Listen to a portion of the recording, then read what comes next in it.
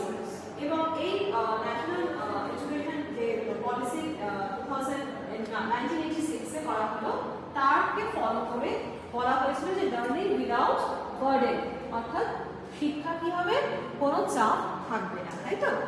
এটাকে মাথায় রেখে আমরা 2004 এ under the chairmanship of professor Yashpal Singh আমরা কি পেলাম 2005 এ এসএসসি 2005 এ।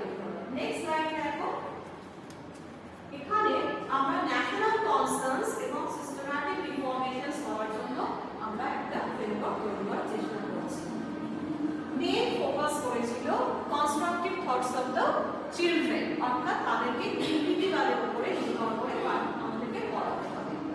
সেই ইনস্ট্রাকটিভ অ্যাপ্রোচকে আমরা ডিসকাস করে দিয়ে কনস্ট্রাকটিভ অ্যাপ্রোচে যাচ্ছি।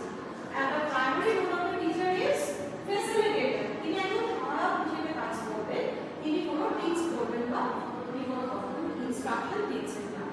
এডুকেশন কেমন হবে? should be teacher centered, not the student centered or learner centered.